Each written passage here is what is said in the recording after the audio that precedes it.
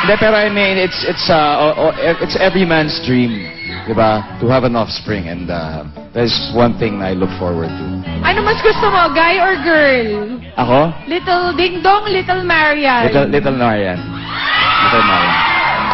Are you both ready to raise as good Christians the children whom God will give you? Yes.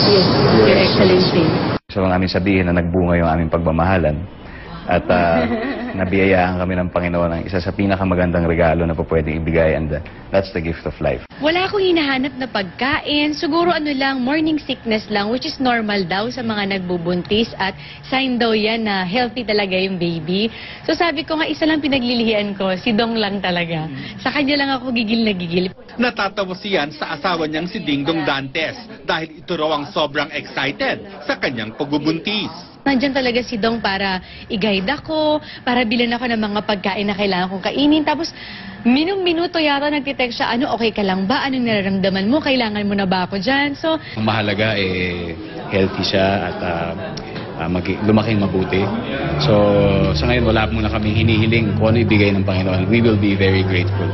pag pinakikita, biglang magtatago siya. Tapos, bubukan niya ulit, magtatago.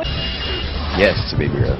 Yeah, I'm looking forward to the coming Little Marian.